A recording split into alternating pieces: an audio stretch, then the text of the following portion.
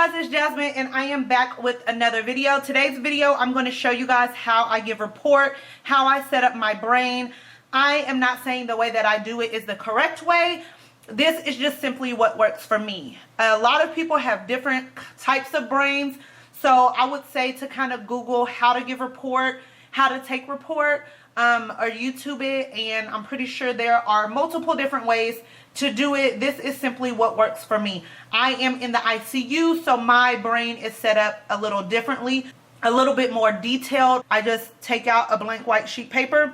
I like to use the Sharpie Papermate pens. I do one side of my report in purple, one side of my report in pink. I'm a very girly girl, so that's just what I choose to do. However, if I write orders or I'm taking orders from a physician or anything like that, I am doing everything in black ink. This is just for my report myself, what I like to do.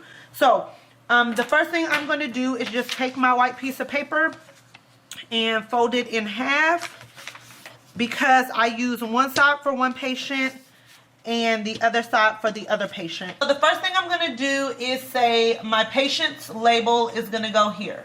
I'm not going to show you guys an actual report with an actual patient label because that is violation of HIPAA.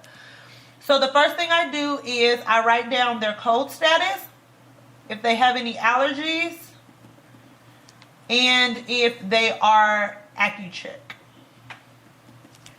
Then I put my doctors as well as my IV access. Then I start with diagnosis, history, neuro, cardio, respiratory, GI, GU, and skin. When I walk in the morning, this is basically how I set up my brain. This is before I even talk to any of the nurses that I'm getting report from. I make sure that it is set up like this on both sides of my papers. So now I'm going to go through this like a nurse is giving me report, just so you guys can kind of see how I fill it out. So the first thing we do is say, okay, this is Mr. Patient, 71-year-old male, and he is in room 123. Okay, so then I start off initially by what is their cold status. In the ICU, that's the first thing that I want to know. So they can either be a full cold, which means we do everything for them if they start to die, or the patient can be a DNR, which is do not resuscitate. Then I go on to my patient's allergies. Either they have no known drug allergies, or say they are like allergic to penicillin, which is common. And then AccuCheck. So my patient is AccuCheck Q4 hours. So my doctors are going to be my renal doctor, my primary doctor, my respiratory, infectious disease, and cardiologist. So I'm not going to give you doctors' names of who I work with, but that's pretty much the amount of doctors you're going to have for one patient. So then we start with everything on this side, which is diagnosis. We're going to say my patient came in with respiratory failure and pneumonia. And you also want to find out where the patient is from. Are they from home? Are they from the ED? Are they from like a homeless shelter? So that way you can relay that to your case manager when you do your multidisciplinary rounds. So we're going to say that our patient is from home. Wife found him with shortness of breath and brought him to the ED. He has a history of diabetes, hence Q4 AccuCheck, hypertension, CAD, PVD, CHF, COPD, a previous heart cath, and he has an EF of 35%. Okay, so that's kind of what goes in your history. Sometimes your history is a lot longer than this. You'll have a lot of surgicals like knee surgery, hip surgery, trach, peg, amputations. All that stuff will go in your history. So neuro, we're going to say that he is restless because he is sedated, but he does respond to verbal command if you do sedation vacation. Okay, so the next thing I want to know is cardio, and we're going to say that he is sinus rhythm, sinus tech, but he has a low BP. Respiratory wise, he is 7.0 and 23 at the lip because he is intubated due to his respiratory failure. They intubated him in the emergency room.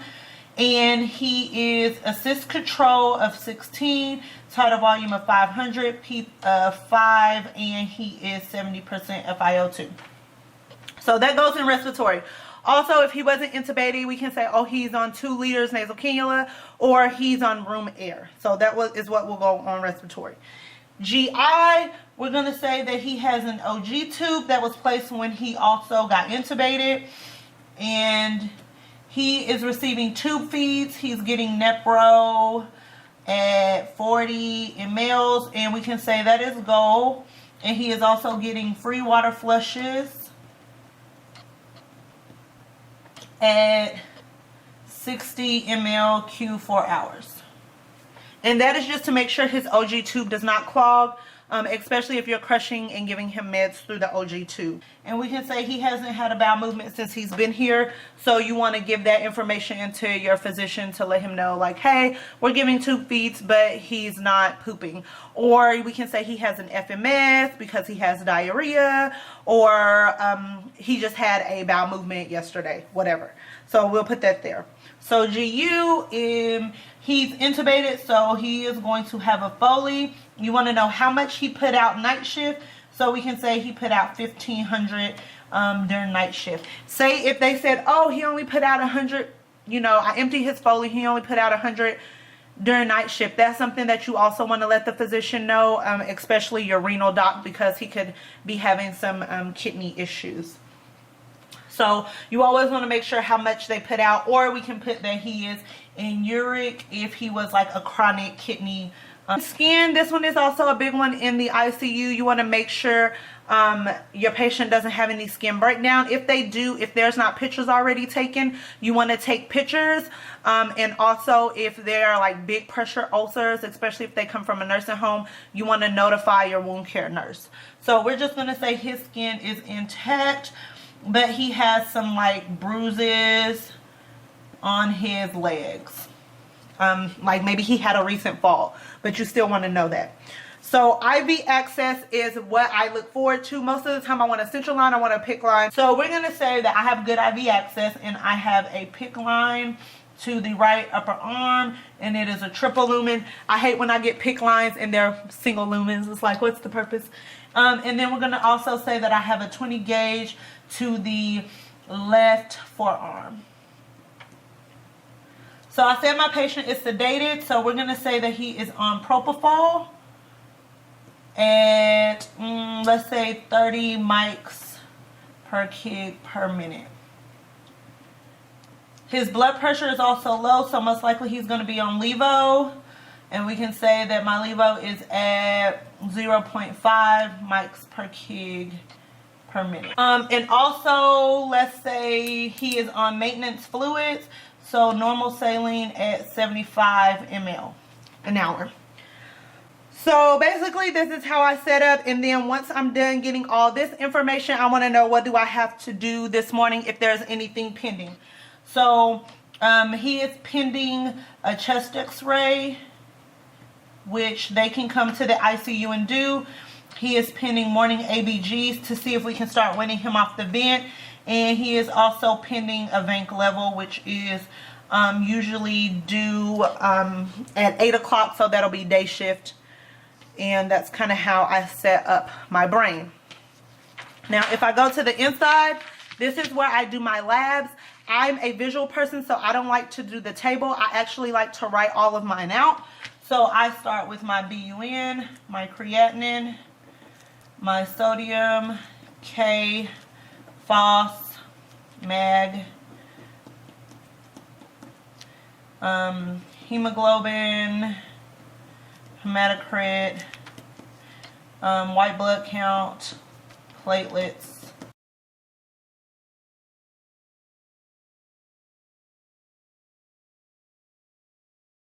I hope you guys enjoyed it. I hope you guys learned something. If you have any comments, questions, or concerns, feel free to leave it below, and I'll see you in the next nursing video. Love all you huns. Mwah.